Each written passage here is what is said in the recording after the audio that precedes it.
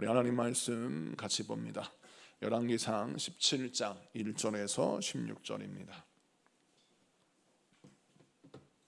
열왕기상 17장 1절에서 16절 말씀. 우리 교독합니다. 페이지 수 542페이지. 제가 먼저 읽습니다. 길르앗에 우거하는 자 중에 디셉 사람 엘리야가 아합에게 말하되 내가 섬기는 이스라엘의 하나님 여호와께서 살아계심을 두고 맹세하노니 내 말이 없으면 수년 동안 비도 이슬도 있지 아니하리라 하니라. 여호와의 말씀이 엘리야에게 임하여 이르시되 너는 여기서 떠나 동쪽으로 가서 요단 앞 그릿 시냇가에 숨고 그 시냇물을 마시라.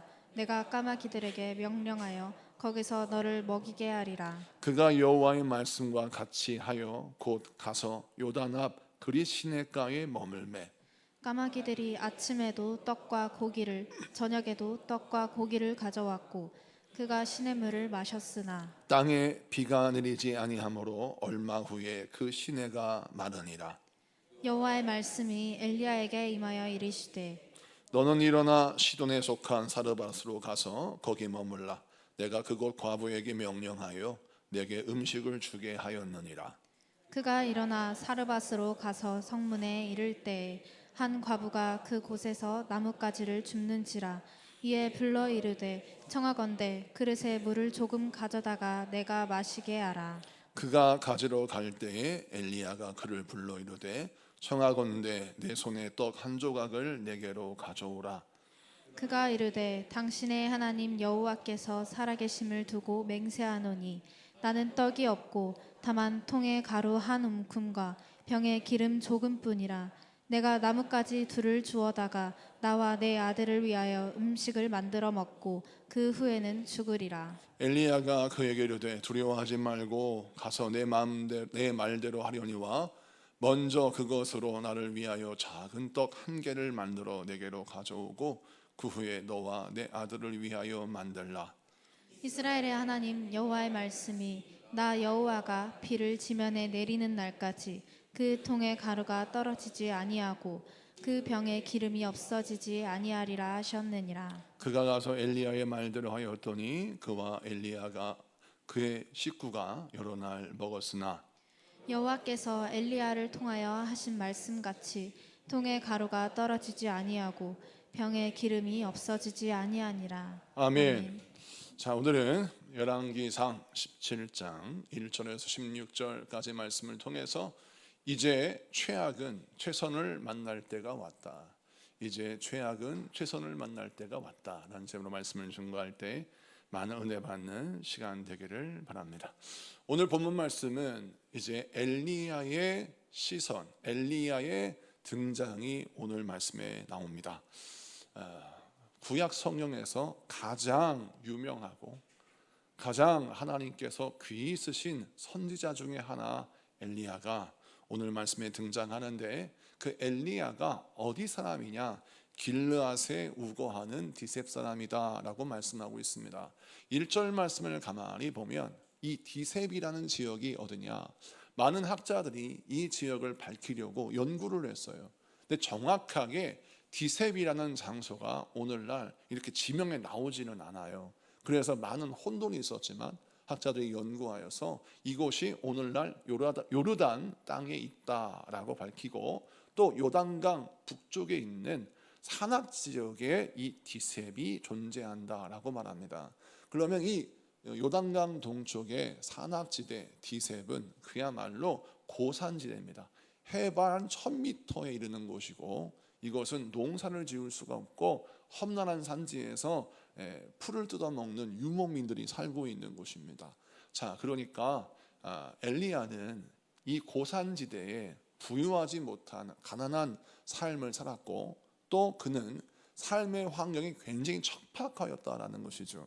그리고 되게 유명한 사람들은 그의 가문, 그의 아버지의 이름이 등장합니다. 예를 들어서 누구의 아들 엘리야 이렇게 나오는 게 맞는데 아버지의 이름이 등장하지 않는 걸 보니 엘리야는 유명하지 않는 사람이요 집안이 좋지 않다는 것이 이제 이 말씀을 통해서 우리가 추측해 볼 수 있는 것입니다. 그러니까 엘리야의 배경을 보니까 그가 하나님께 귀 쓰임 받을 만한 배경이 하나도 없습니다.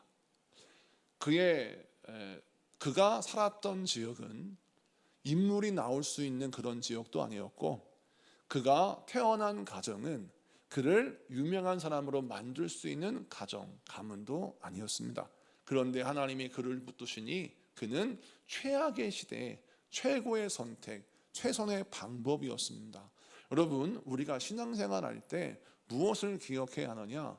이스라엘 역사 가운데, 북이스라엘 역사 가운데 가장 악한 왕으로 손꼽히는 아방 시대에 모든 시대가 어둠으로 둘러싸였고 혼돈 가운데 놓여 있었으며, 하나님을 경외하기는커녕 모든 나라, 그 온 백성이 힘을 써 바알 신을 섬기고 힘을 써 우상 숭배하는 그런 정말 영적으로 어두운 가운데 있는 그 시대에 하나님이 엘리야를 들어 쓰시는데, 왜 하필이면 명문가의 자손을 쓰지 않고, 왜 뛰어난 엘리트를 쓰지 않고, 이렇게 평범하게 짝이 없는, 아니 오히려 초라하게 짝이 없는 그런 사람을 들어서 이 악한 시대에 빛이 되게 하시고 등불이 되게 하셨을까요? 이유는 성경을 계속 보면 우리 주님이 우리에게 무엇을 보여주시느냐? 아합 왕이 나쁜 왕이죠. 악한 왕입니다. 그런데 이 아합 왕이 나쁘고 악하다고 해서 모자라고 부족하고 그가 무능한 왕이 아니에요. 아합 왕은 현실의 역사를 보면 북이스라엘의 아주 강한 군사력을 갖고 있는 왕입니다. 그의 아버지가 아합에게 군대를 물려주고 나라를 물려줄 때 많은 돈과 또 강한 군대를 물려줬어요. 그래서 아합 왕 시대에 북이스라엘의 국력은 남유대를 압도하는 실력을 갖고 있었습니다. 그런데 그 왕이 하나님 앞에 악을 행하니 반대로 하나님은 세상에서는 자랑할 것이 아무것도 없는, 아버지에게 물려받은 것도 없고 세상에 줄도 백도 없는, 그의 배경이라 봤자 남이 알 수도 없는 디셉이라고 하는 지역만 알고 있는 그런 초라하게 짝이 오는 배경 속에서 엘리야를 등장시켜 아합 왕과 엘리야를 대비하게 하신 겁니다. 세상의 힘의 배경을 갖고 있는 사람과 세상의 힘의 배경이 전혀 없는 엘리야, 이 두 사람이 맞닥뜨렸을 때 누가 승리합니까? 엘리야가 승리합니다. 이것을 통해서 우리 하나님이 우리에게 무엇을 알려주십니까? 여러분들은 누구에게 붙들려야 하느냐? 하나님께 붙들려야 합니다. 하나님께 붙들리면 우리 하나님은 나의 무능함을 유능함으로, 나의 부족을 하나님의 능력으로 채워주십니다. 그래서 우리는 늘 하나님을 바라봐야 합니다. 그런데 우리는 세상 속에 살면서 어쩔 수 없는 인간이다. 누구를 바라보냐? 아합과 같이 자기 힘으로 강한 자를 바라보고 악망하고 부러워합니다. 자, 많은 사람에게 묻습니다. 너는 다윗이 될래? 골리앗이 될래? 라고 물으면 사람들은 당연히 나는 다윗이 될 거예요 라고 말을 하죠. 그런데 이 사람을 만약에 그러면 네가 다윗이 될래? 골리앗이 될래? 라고 물었을 때 난 다윗이 될 거예요 라고 하지만, 그때 다윗의 모습을 보십시오. 골리앗 앞에 다윗은 초라하게 짝이 없는 연약한 소년이에요. 골리앗이 가지고 있는 강함이 없습니다. 골리앗이 가지고 있는 무기가 없어요. 골리앗이 가지고 있는 군대도 없습니다. 다윗은 오직 하나님밖에 없어요. 반대로 골리앗은 다윗이 가지지 못한 모든 것을 가지고 있습니다. 골리앗은 군대를 가지고 있고 무기를 가지고 있고 자신의 힘을 갖고 있어요. 근데 우리는 자신 있게 말합니다. 우리는 다윗 편 될래요. 다윗이 되고 싶어요 라고 말하지만 이게 현실적으로는 참 어려운 선택이라는 것이죠. 누구 편에 설 것인가? 우리는 이미 골리앗의 결론, 다윗의 결말을 알고 있기 때문에 당연히 미래를 예측한 알고 있는 사람이니까 당연히 다윗의 편에 들어서 난 다윗에게 모든 걸 걸 거예요. 난 다윗과 같은 사람이 될 거예요 라고 말하지만 현실에서 그런 선택을 하기에는 쉽지 않다는 거죠. 왜? 골리앗이 모든 걸 다 가지고 있기 때문에. 강한 것, 풍족한 것, 또 그가 남에게 남이 부러워하는 모든 것을 골리앗이 갖고 있기 때문입니다. 자, 그래서 우리 하나님은 우리에게 지금도 묻습니다. 너는 누구 편 될래? 골리앗 편이 될래? 다윗 편이 될래? 골리앗이 될래 다윗이 될래 라고 하나님이 물으실 때 우리는 우리 삶의 오늘의 바른 선택을 해야 합니다. 그것이 무엇입니까? 많은 사람들은 나는 평소에는 늘 다윗이 될 겁니다 라고 말하지만 실제적인 우리 삶의 오늘의 현실에서는 다윗의 선택을 하지 않고 골리앗의 선택을 하는 경우가 너무 많아요. 왜? 평소에 골리앗을 앙망하는 기질을 갖고 있기 때문에 그래요. 여러분, 이 기질을 바꾸지 않으면 중요한 선택의 자리에서 우리는 나도 모르게 골리앗 편에 딱 서 있어요. 여러분, 골리앗 편에 서면 무너지고 망하는 자리가 됩니다. 그런데 다윗 편에 서면 하나님이 쓰시고 복 주시고 함께 하시는 그런 길로 들어서는 것이죠. 그래서 오늘 말씀도 잘 보세요. 디셋 사람 엘리야, 북이스라엘 왕 아합, 비교했을 때 비교될 수 없는, 세상의 사람이 볼 때는 비교 대상이 아니에요. 아합 왕이 당연히 세죠. 근데 하나님은 누구를 지키시고 누구를 보호하시고 누구를 사용하십니까? 엘리야를 사용하십니다. 오늘 이 말씀을 기억하시고 우리의 모든 기질, 우리의 모든 선택의 메커니즘이 주님께서 기뻐하신 선택을 지지하도록 여러분의 생각, 마음, 여러분의 뜻이 온전히 다스려지는 그 은혜를 체험하는 여러분에게 축복합니다. 이걸 체험해야 우리가 승리하는 거예요. 그 다음 말씀을 좀 보면, 자, 하나님이 엘리야를 쓰셨어요. 이제 하나님의 권능을 보여주기 원하십니다. 그래서 엘리야가 처음 선포한 말씀이 뭐냐? 1절 다시 봅시다. 1절 우리 다 같이 한번 크게 읽습니다. 시작. 길르앗에 우거하는 자 중에 디셉 사람 엘리야가 아합에게 말하되 내가 섬기는 이스라엘의 하나님 여호와께서 살아계심을 두고 맹세하노니 내 말이 없으면 수년 동안 비도 이슬도 있지 아니하리라 하니라. 아멘. 자, 오늘 말씀 보니까 엘리야가 하나님의 말씀을 대언하는데 첫 번째 말씀, 첫 번째 하나님의 역사를 대언하는 말씀이 뭐냐면 이 땅에 비를 내리지 않겠다는 것입니다. 왜 하나님은 당신의 권세, 하나님의 권위를 보여주시기 위하여 엘리야를 통하여 말씀하시는데 왜 이 땅에 비를 내리지 않겠다라고 말씀하셨을까? 그 이유를 좀 연구해 보면 독특한 특징이 있어요. 그게 뭐냐면 아합 왕이 믿고 지지하고 또 그렇게 따르고 있는, 보급하고 있는 종교는 바알 신입니다. 이 바알 신은 어떤 신이냐? 농경의 신이라는 별명이 있고 그다음에 비의 신이라는 별명이 있어요. 그래서 가나안 땅에 농사를 지으려면 바알 신을 섬겨야 돼요. 그래야 적당한 시간에 비가 내리고 풍년을 맞이할 수 있는 열매를 거둘 수 있다고 믿기 때문입니다. 원래 이스라엘 백성은 유목민의 삶을 살았어요.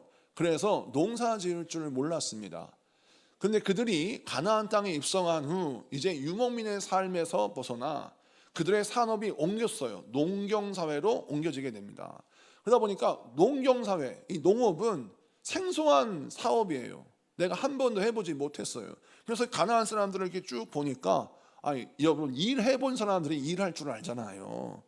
농사를 짓는데 하여튼 기가 막히게 농사를 잘 짓는 거예요.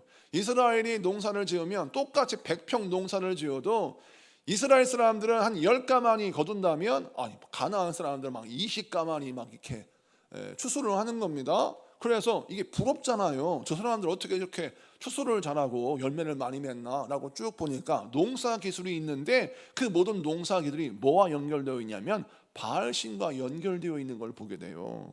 그래서 바알신에게 절하고 바알신에게 제사를 드리면 기가 막히게 비가 내리는 것 같고 그들이 또 모든 걸 기술적으로 농사를 짓는 걸 보면 우리보다 훨씬 뛰어나요. 그래서 그들에게 농사 기술을 배우면서 뭐까지 배우느냐? 우상 숭배를 배웠어요. 여러분 우리와 좀 비슷하죠. 우리가 세상에 나갔어요. 세상에서 열심히 일하고 돈을 벌고 사업을 하는데 옆에 보니까 아니 우상 숭배하는 사람, 미신 믿는 사람이 사업을 하는데 돈을 너무 잘 버는 거예요. 그래서 그 사람을 보라보면서 야, 저 사람 같이 난 사업 좀 잘했으면 좋겠다 라고 접근을 했어요. 그랬더니 그 사람이 뭐라 하냐면 아이고 김 사장님 사업을 잘하려면 나처럼 해야 돼요. 어떻게 해야 돼요? 아니 일요일도 문 닫으면 어떡해요? 일요일도 일을 해야지. 수요일날 금요일날 교회 가서 기도해? 정신 나갔구만. 그 시간도 일을 해야 돼. 나는 365일 쉰 적이 없어. 나는 10년 동안 한 번도 쉰 적이 없어. 이렇게 열심히 해서 돈을 벌었어. 그리고 김씨 가만히 보니까 봉사활동도 열심히 해야 돼. 교회에서 전화 오면 가서 열심히 또 교회에서 봉사하고 떡이 나와 돈이 나와 뭐가 나와. 그렇게 시간 낭비하면 절대 당신 성공 못해. 그러니까 나처럼 1년 365일 하루도 쉬지 말고 열심히 일해봐. 돈이 붙어. 그리고 뭐라고 합니까? 그리고 이게 또 신은 많이 믿으면 좋아. 하나님도 믿고 부처도 믿고 하여튼 잡신도 다 믿어야 돼. 일본 봐봐. 신이 수만 개래요. 그게 신이 수만 개니까 일본이 얼마나 잘 살아. 막 이렇게 하면서 말을 하니까 귀가 솔깃한 거예요. 제가 어떻게 자라나냐? 제가요 부목사 때 이런 간증 많이 들었습니다. 우리 성도님들이 셀 모임 때 이렇게 대화를 하잖아요. 그러면 그때 간증하는 내용이 이런 내용이 나오는 거예요. 그러니까 귀가 솔깃하더래. 그래서 그 사람한테 장사를 배우니까 돈 버는 배역도 배우지만 자연스럽게 뭐가 들어와요? 그 사람의 사상, 그 사람의 생각, 그 사람의 종교가 들어오는 거예요. 나도 모르게 주일날 교회 가는 게 시간 아깝고, 나도 모르게 주 앞에 충성하고 헌신하는 게 돈이 아깝고 시간이 아까운 거예요. 그러면 슬금슬금 어떤 마음이 들어요? 수요일도 금요일도 나가는 게 헛고생하는 것 같고, 내가 교회에서 예배 드리는 것이 헛짓인 것처럼 느껴지고, 차라리 이 시간에 돈을 벌면 얼마나 버는데 라고 계산기가 두드려지는 거예요. 그러면서 점점 타락의 길로 진행하는 거예요. 그래서 하나님이 어떻게 하시느냐, 그 말씀을 하시는 그 집사님을 깨닫게 하기 위해서 돈줄을 딱 막으시더래요. 그렇게 돈을 벌다가 점점 승승장구하는데 한 번은 하나님이 돈줄을 탁 막으시더래요. 받아야 할 돈을 못 받고 돌아야 할 돈이 돌지 않은 거예요. 그러니 여기에서 부도 나고 저기서 부도 나고 연쇄 부도가 나는 거예요. 여러분, 그래서 우리가 기억해야 할 것은 뭐냐면, 하나님 앞에 기도할 때, 우리가 말씀을 붙들고 세상에 살아갈 때 절대 배우지 말아야 할 것이 무엇이냐? 세상의 종교적인 문화, 세상의 생각과 마음, 이걸 그대로 수용하면, 비판 없이 수용하면 결국 우리는 돈에 속아 마귀의 밥이 되는 것입니다. 그런데 우리 하나님이 이걸 아셨어요. 그래서 하나님이 바알신이 비를 내리는 신이야? 바알신이 농경신이라고? 그래, 비는 누가 내리는지를 내가 보여줄게. 여러분, 시편 147편 8절을 봅시다. 시편 147편 8절 한 구절 다 같이 있습니다. 시작.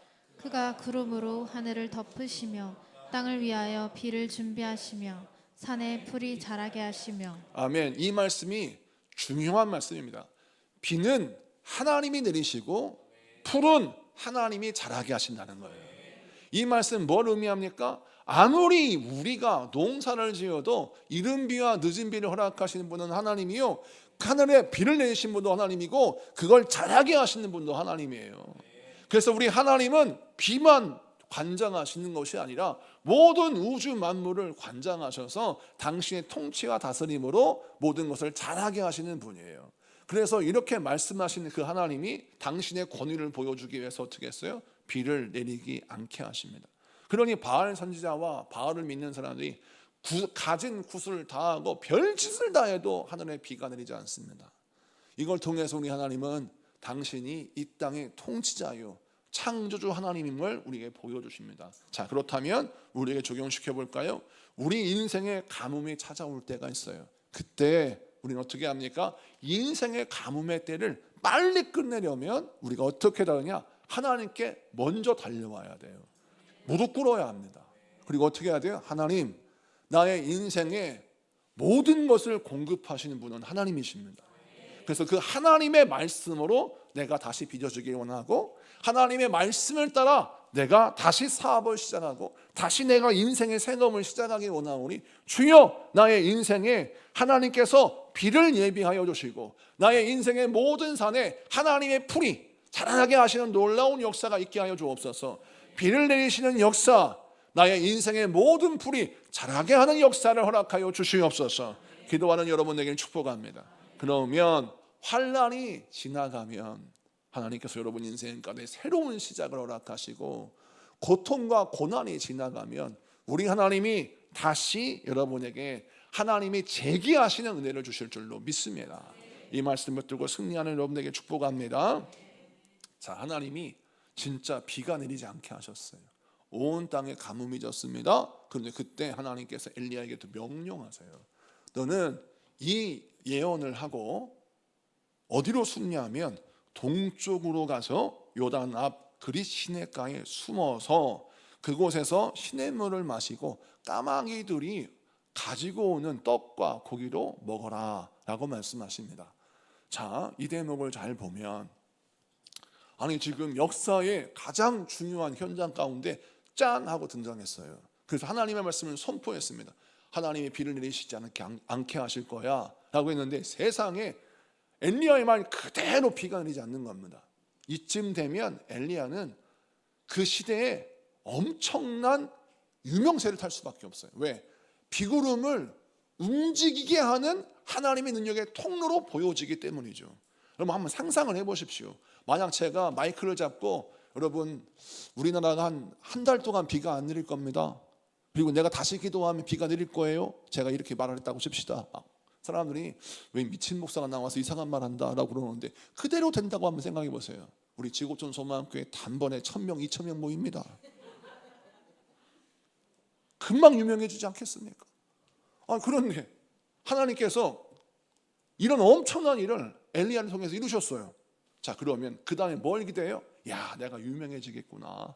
내가 지금 하나님께 더 쓰임 받겠구나 라고 하는데 하나님이 도망가래요. 숨으래요. 너 지금 사람들 앞에 서지 말라는 거예요. 이게 굉장히 잘못이상합니다. 남자는요 직진해야지 후퇴하면 기분 나빠요. 하여튼 뭔가 직진을 해야 되고 뭔가 이루어야 되는데 그게 아니라 한번 반짝하고 숨어야 돼. 그놈의 엘리야 어디 갔어? 몰라. 어디 숨어가지고 까마귀 갖다 주는 거 먹고 산디야. 그러면 사실 남자가요 얼마나 이게 채통이 않습니까? 여러분 좀 그럴싸한 사람이 밥을 사줘야 그래야 얻어먹는 사람도 기쁘고 감사하지. 정말 힘들고 어려운 사람이 나도 먹을 게 없는데 그걸 조금 갖다 주면 그거 먹기 진짜 민망한 거예요. 그런데 세상에 짐승이 갖다 준 음식을 먹어라? 그것도 이 까마귀는요 레위기 11장에 보면 부정한 새예요. 성경 한번 보겠습니다. 레위기 11장. 자, 13절부터 한번 읽어볼게요. 13절부터 시간 관계상 15절까지만 읽겠습니다. 3절 시작. 새 중에 너희가 가증히 여길 것은 이것이라. 이것들이 가증한즉 먹지 말지니 곧 독수리와 술개와 물수리와 말똥가리와 말똥가리 종류와 까마귀 종류와. 아멘. 여기까지 보겠습니다. 쫙 나오죠 부정한 새가. 자, 보면 까마귀는 가증한 새, 부정한 새예요. 그래서 먹지도 말고 얘네들하고는 친하게 지내지 말라고 하십니다. 자, 그런데 이 까마귀가 물어다 주는 고기를 먹는다? 이거는 하나님의 말씀을 전하는 선지자로서 굉장히 채통 떨어진 일이고 부정한 짓입니다. 부정한 것을 만진 사람이 그 부정한 손으로 부정한 것을 만지면 다른 걸 만지면 이것도 부정해지는 거예요. 그래서 항상 부정한 사람이 손이 부정해졌다면 이 손을 씻어야 되지, 이 손을 가지고 계속 이것저것 만지면 모든 물건이 부정해지는 거거든요. 자, 그렇다면 까마귀가 물어다 준 고기, 그럼 까마귀 입에 물려 있으니 이 고기는 부정한 음식이 되는 겁니까? 정한 음식이 되는 겁니까? 부정한 음식이 되는 것이죠. 자, 누가 봐도 이것은 먹을 음식이 아닌 거예요. 신앙적으로 봐도. 근데 하나님이 까마귀가 가져다 주는 떡과 고기를 먹어라 라고 하십니다. 그러면 저 같았으면 하나님 비둘기를 좀 바꿔주세요. 왜 하필이면 까마귀입니까? 조금 좋은 새로 좀 바꿔주시고 좀 좋은 새를 통해서 좀 정한 음식 먹게 해주세요 라고 하고 싶은데 하나님의 명령을 엘리야는 그대로 순종합니다. 너 도망가라 했을 때 도망가서 그리 시냇가에 숨어서 거기에서 하나님께서 보내주시는 떡과 고기를 얻어먹고 숨어 지내요. 자, 그런데 이 광경이 우리 하나님이 어떤 광경으로 연결시켜 주신다면, 자, 이때는 하나님이 왜 까마귀한테 떡과 고기를 얻어먹게 하시지? 이거 부정한 음식인데, 아유 좀 찝찝하고 채통도 떨어지고 면도 안 서지만 하나님의 명령이니까 순종해서 그거 좀 얻어먹었어요. 그런데 한참이 지나자 그리 시냇가가 마르고 까마귀가 물어다 주는 떡과 고기가 없어졌습니다. 그래서 하나님이 또 명령하세요. 너는 시돈 땅 사르밧 과부에게 가라 라고 말씀하십니다. 그래서 그곳에서 한 과부를 만날 텐데 그 과부에게 떡과 물을 얻어먹으라는 거예요. 그런데 이 말씀에 순종하기가 굉장히 어려운 게, 시돈 땅은 어떤 땅이냐? 자, 아합 왕의 왕비가 이세벨입니다. 북이스라엘의 가장 악한 왕 1등이 아합 왕이라면 북이스라엘의 가장 악한 여자 1등이 이세벨, 아합의 부인이에요. 그러니까 아합 왕보다 더 나쁜 사람이 이세벨, 그의 부인 왕비인데 이세벨의 고향이 시돈이에요. 그래서 이세벨의 시아버지가 시돈의 왕입니다. 엘리야에게 어디로 가라고 하셨냐면 이세벨의 친정 땅으로 가게 하셔서 그곳에서 한 과부를 만날 텐데 그 과부가 해주는 떡 한 조각 얻어먹으라는 거예요. 자, 이 장면을 보면 그 시돈 땅은 거룩한 땅이 아닙니다. 저주받아 마땅한 땅이에요. 바알 신을 섬기는 본고장입니다. 우리가 말하면 불교의 본고장이 우리나라는 어디예요? 경주 아니겠습니까? 경주에 가면 그야말로 불교가 그 지역사회에서 누구도 무시할 수 없는 권세를 갖고 있어요.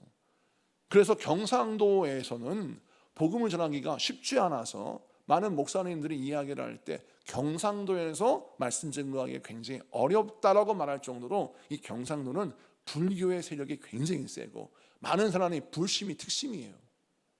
자, 그런데 아주 바알신을 섬기는 중심지 시돈 땅에 들어가라는 거예요. 이것조차 쉬운 일이 아니에요. 그곳에 가면 이세벨을 추종하는 또 이세벨의 친정 아버지 패거리들이 엘리야 발견하면 그 전에 죽이는 거거든요. 그러니까 사자굴에 들어가라는 것과 똑같은 거예요. 자, 그곳에 가서 그곳에서 사르밧 과부의 음식을 얻어먹으라는 거예요. 자, 그런데 엘리야가 순종합니다. 저주받은 땅, 하나님이 곧 심판하실 자리예요. 근데 그곳에 한 여인이 이제 떡을 하나 해먹으려고 나무를 줍고 있는데, 아, 저 여인이 하나님이 말씀하신 사람인가 보다 라고 해서 엘리야가 가서 나를 위해서 당신이 가지고 있는 밀가루로 떡 한 조각 좀 주십시오.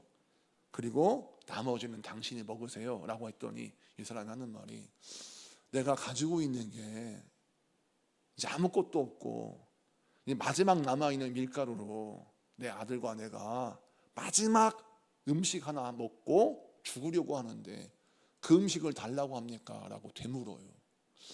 여러분, 하나님께서 분명 성경에 이 사르밧 과부에게 명령하셨다고 했어요. 내가 그 여자에게 너에게 떡을 주라고 명령했다. 그 말씀 한번 볼까요? 성경을 봅시다. 9절 말씀을 보겠습니다. 9절 다 같이 읽습니다. 시작. 너는 일어나 시돈에 속한 사르밧으로 가서 거기 머물라. 내가 그곳 과부에게 명령하여 내게 음식을 주게 하였느니라. 아멘. 자, 분명 하나님이 명령하셨다고 했어요. 그러면 다 된 거 아니에요. 가면 그냥 말만 하면 딱 줄 거예요. 근데 성경 말씀을 좀 봅시다. 12절 말씀을 봅시다. 12절 다 같이 읽습니다. 시작.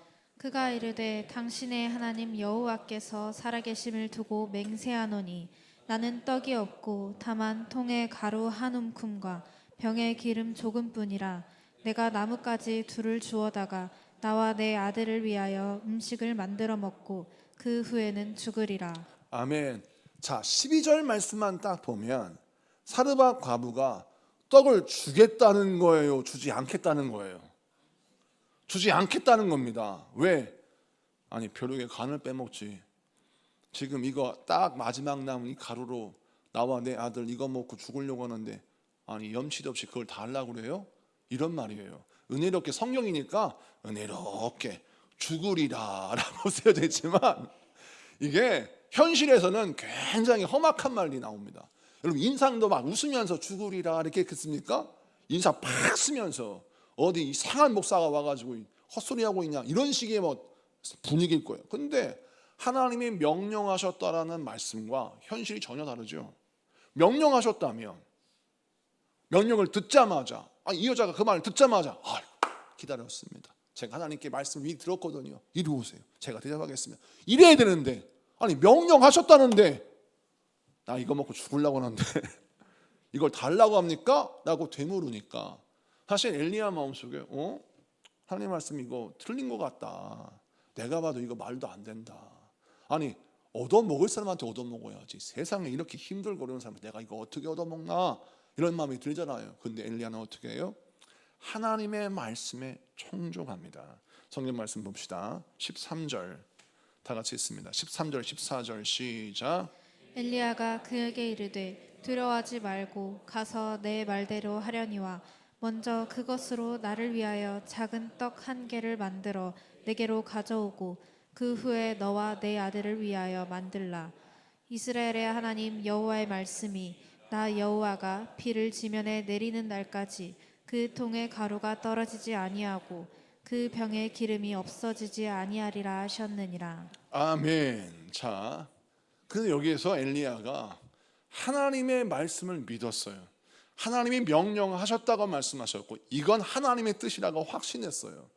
그래서 엘리야가 뭐라 하냐면 너가 가지고 있는 그 남아있는 밀가루를 가지고 떡을 만들어서 떡 한 개를 만들어 가지고 나한테 와서 나를 먹게 해라. 그리고 나머지는 너가 먹어라. 이건 뭡니까?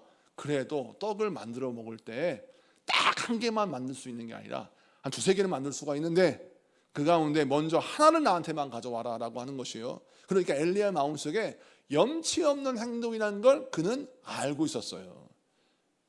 이왕 먹는 거 다 가져와. 내가 다 먹고 축복기도 해줄게. 이럴 수도 있는데 그렇게 하지 않았다는 거예요. 딱 한 개만 가져오라고 했어요. 그건 뭐냐면 하나님의 말씀을 지켜야 하겠고 그러나 그 말씀을 지키고 그 말씀을 주장하기가 참 체면 안 서는 짓이에요. 그러나 엘리야는 어떤 사람이에요? 하나님의 말씀을 맡은 자예요.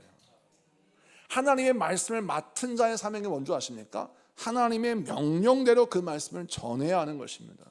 그래서 인간적인 생각으로는 아이고 그렇군요. 내가 염치 없이 당신에게 그 떡 한 조각 얻어먹으려고 내가 잘못했는데 하나님이 틀렸나 봐요. 내가 하나님의 말씀을 들을 때에는 당신에게 다 명령하여서 떡을 얻어먹으라고 했는데 와서 보니까 하나님의 사인이 서로 안 맞았네요. 하나님은 명령하셨는데 그게 지금 잘 안 됐나 봐요. 하나님이 틀리셨네요. 그러니까 내가 그 떡 안 먹겠습니다 라고 할 수 있는데 엘리야는 하나님의 말씀은 틀림이 없다고 믿었어요. 그래서 그 말씀 따라 다시 하나님의 말씀을 복기합니다. 그대로 전해요. 하나님이 명령하셨다. 그러니 떡을 가져와라. 그래서 내가 한 개만 먹겠다. 그리고 나머지는 너희들이 먹어라 라고 합니다. 그런 덧붙이기를 하나님이 다시 이 땅에 비가 내리실 때까지 네 밀가루통에 밀가루가 마르지 않고 네 기름통에 기름이 마르지 않는 복을 내가 너에게 주겠다. 여러분 이 선포를 합니다. 이 선포를 할 때 이 여인이 이 말을 듣고 어떻게 해요? 순종합니다. 그래서 떡을 해요. 그래서 떡 한 개를 엘리야를 대접하고 나니까 어떤 일이 벌어집니까? 밀가루통에 밀가루가 정말 마르지 아니하고 기름통에 기름이 마르지 아니하는 복을 주셨어요. 이 복은 우리 오늘날 어떤 복이에요? 여러분 솔직해지세요. 돈이 마르지 않았다는 겁니다. 여러분 정말 원하는 복 아닙니까? 지갑을 열었는데 돈이 계속 나와. 그 지갑을 어디서 사야 돼요? 통장을 찍어봤는데 계속 돈이 찍혀. 그 통장은 어떻게 구하는 겁니까? 그런 삶 살고 싶지 않잖아요. 자녀가 취업을 했어. 연봉이 1억이래. 남편이 어디 취업을 했대. 사업을 시작했대요. 매달 돈을 많이 벌어와. 얼마나 여러분 은혜가 충만하겠어요. 우리 성도님들 방금 아까 처음에 설교를 듣는 태도와 지금이 달라.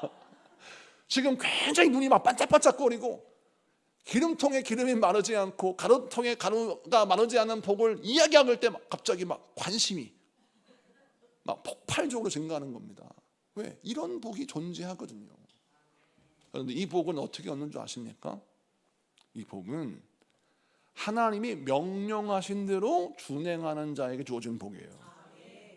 이게 되게 중요합니다. 명령이라고 말씀하셨어요. 오늘 본문의 강조점은 명령입니다. 왜 명령이라고 썼을까요? 지키기가 그렇게 어려워요. 하나님이 명령하셨기 때문에 하지, 할래 말래 네가 선택해 그러면 사실은 제가 엘리야 입장에 선택 안 합니다. 하나님이 엘리야야 너 사르밧 가부에 가서 떡 얻어 먹을래 안 먹을래? 그럼 저 같으면요 금식하겠습니다 그래요. 그러죠. 아니 세상에 체면이 있지. 먹으려면 저기 베스타 뷔페 가서 먹지. 그거 떡 한 조각 먹겠다고 추접스럽게 거기 가가지고 그거 얻어먹고 무슨 창피잖아요. 안 먹고 말지. 그런데 하나님 명령하시니까 가서 떡을 하나 얻어먹어요. 이거 쉬운 일 아니에요 여러분. 목회자는 얻어먹는 거 좋아하세요? 천만의 말씀이에요. 안 먹고 마라. 자존심이 있단 말이에요. 금식을 밥 먹듯이 하는데 그 떡 한 조각 안 먹었다고 해서 제가 막 굉장히 손해보겠습니까? 그렇지 않다고요. 죽으면 죽으리다 기도하면 되는데. 자, 그런데 하나님이 명령하셨어요. 그러면 먹을 때 먹어야 돼요. 근데 그 명령을 엘리야는 지켜요. 그리고 사르밧 과부를 보세요. 그 명령을 따라 지켜요. 엘리야도 명령에 순종하고 사르밧 과부도 주의 종의 명령에 순종해요. 둘 다 바보 같은 사람들이에요. 세상에 볼 땐 이해할 수 없는 사고방식을 가진 사람이에요. 그런데 하나님이 이 두 사람에게 복을 주시는데 그들의 밀가루통과 기름통에 밀가루가 기름이 마르지 아니하는 복을 주셨습니다. 이 버전은 우리 인생 가운데 돈이 똑 떨어질 때 돈이 공급되고 인생의 막다른 골목에 와서 이제 모든 것은 다 포기했다라고 하는데 하나님이 자녀의 복을 주셔서 잃어버린 걸 다 메꾸게 하시고 잃어버린 걸 되찾게 하셔서 하나님의 은혜를 베푸시는 역사가 일어나더라라는 것입니다. 오늘 이 말씀을 기억하십시오. 여러분, 하나님의 명령을 따라 주의 말씀을 따라 하나님이 우리에게 주장하시는 대로 순종하잖아요. 그러면 어떤 일이 벌어지냐? 부정한 짐승인 줄 알았던 까마귀가 떡과 고기를 물어다 주고요. 저주의 땅인 줄 알았던 시돈 땅 사르밧에서 하나님의 명령에 순종하는 한 사람이 있어서 그 사람의 기름통과 떡통은, 기름통과 밀가루통은 마르지 아니하는 하나님의 복의 통로가 되었다라는 겁니다. 그래서 이 말씀은 두 가지의 사건이 딱 연결되어 있어요. 까마귀는 사르밧 과부입니다. 까마귀의 입은 사르밧 과부의 밀가루통과 기름통이에요. 자, 이것은 하나님의 축복의 통로라는 사실이에요. 부정한 짐승, 저주받은 땅. 그런데 이 두 곳에서 하나님이 공급해 주는 양식과 하나님이 공급하시는 은혜가 나에게 부어지더라는 거예요. 그런데 이 은혜, 이 복은 누구에게 주어지는 거냐? 그를 시냇가에 숨어라 라고 명령하시는 말씀에 순종하는 엘리야, 또 사르밧 과부에게 떡을 얻어 먹으라 라는 말씀에 순종하는 엘리야를 통해서 이루어지고, 또 이 놀라운 순종을 통해서 그러면 엘리야만 복을 받는 게 아니라 이 말씀은 또 어떻게 연결되냐면 저주의 땅인 시돈 땅, 이것은 사실 바알 신의 본고장이기 때문에 저 시돈 땅에는 부정한 땅이어가지고 살 사람 하나도 없고 구원할 사람 하나도 없어. 의인 10명은 그냥 한 명도 없어 라고 말할 수밖에 없는 소돔과 고모라 같은 땅이에요. 근데 그 땅에 누가 있어요? 하나님을 경외하는 사르밧 과부가 있습니다. 주의 종의 말씀을 하나님의 말씀으로 듣고 순종하는 믿음의 사람이 존재한다는 사실이에요. 하나님은요, 아무리 심판받아 마땅한 땅이라 할지라도 하나님을 경외하는 사람을 주목하시고 그 사람을 기어이 살려내세요. 이것이 오늘 마지막 메시지의 핵심입니다. 사르밧 과부, 아무도 주목하지 않습니다. 이제 먹을 것이 없어요. 이거 먹고 딱 죽을 수밖에 없어요. 누가 봐도 그 인생 막장이에요. 이제 끝났어. 그런데 하나님은요, 그를 기어이 살려내십니다. 누구를 보내서? 엘리야를 보내서. 이유는 무엇입니까? 너는 저주의 땅에 아무도 주목하지 않는 그 땅에서도 하나님 경외하고 하나님 바라보고 신앙생활 하는구나. 네가 비록 남편을 잃고 경제적인 모든 게 다 무너져서 이제 떡 한 조각 먹고 죽을 수밖에 없는 그 절대적인 빈곤 앞에 네가 놓여 있는데 내가 너 먹고 살게 해줄게. 내가 너 살려줄게. 하나님이 작정하시고 엘리야를 기어이 그 땅으로 보내셔서 사르밧 과부를 살려내시는 거예요. 그에게 떡을 공급하시고 그에게 살 수 있는 기회를 공급하시는 겁니다. 그러므로 하나님은 우리에게 어떤 메시지를 세 번째 주시니까 하나님을 경외하는 자는 그 어떠한 자리에 놓여 있다 할지라도 하나님이 반드시 그를 살려내십니다. 여러분 믿으십니까? 이 믿음이 우리 안에 더욱더 확실한 믿음이 되기를 축복합니다. 이런 예는 여호수아에서 나옵니다. 여리고가 무너질 때 기생라합이 하나님을 경외하는 사람이었습니다. 술집이 여인이었어요. 구원받을 자격도 없어요. 그런데 그가 하나님을 경외하니 기어이 정탐꾼 2명을 보내서 이 기생라합을 건져내시고 구원하셨습니다. 그곳에 보니까 역시 기생라합도 하나님을 경외하는 사람이고, 하나님은 여리고가 무너지고 다 진멸되는 현장 속에서 아가니가 또 시날산 외투와 그 금덩어리 하나, 은덩이 하나를 훔쳤지만 그것 때문에 심판받아 그 온 가족이 하나님의 진멸을 당하는데, 그러나 이 기생라합은 믿음으로 선택하고 믿음으로 주님 경외하니까 그를 건져내시고 살려주시지 않습니까? 이것처럼 여리고에 살았던 기생라합, 시돈 땅 사르밧에 살고 있는 이 과부, 모두가 어떤 사람이요? 저주받아 마땅한 땅이고 심판의 대상이었지만 그곳에서 하나님을 경외하니 하나님이 그들을 기억하시고 그들을 건지시고 구원하셔서 하나님의 복을 허락해 주셨습니다. 이 말씀을 통해서 우리는 어떤 믿음을 가져야 돼요? 내가 지금 최악의 상황, 최악의 때를 만났다 할지라도 우리 하나님은 언제나 최선의 선택, 최고의 기회를 예비하셨다라고 믿고, 이제 우리 하나님이 예비하신 최선의 방법이 나에게 찾아오고 있습니다. 이미 우리 하나님이 작정하시고 허락하신 최고의 선택이 나에게 주어집니다. 하나님, 내가 하나님의 말씀을 들을 때 들어도 되고 안 들어도 되는 이런 말씀을 듣는 게 아니라 하나님의 말씀을 명령으로 듣고 그 말씀을 수용하고 이루는 자가 되게 하여 주옵소서. 그래서 나의 인생에도 마르지 않는 통장을 주시고 나의 인생에도 마르지 않는 나의 인생의 생업을 허락해 주시어서 주의 종이, 하나님의 백성이, 하나님의 사람이 하나님의 일을 감당할 때 제한 없이 쓰임받을 수 있는 기회를 나에게 허락하여 주시옵소서. 그래서 우리 가정에도 마르지 않는 밀가루통을 허락하시고 내 자녀의 인생에도 마르지 않는 기름통을 허락해 주시어서 주여 쓰임받게 하여 주시옵소서. 그동안 여러분에게 축복합니다. 말씀을 마칩니다. 하나님은 여러분을 기억하고 주목하십니다.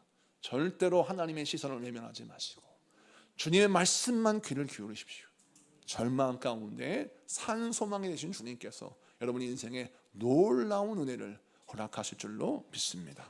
우리 찬양합시다. 믿음과 삶.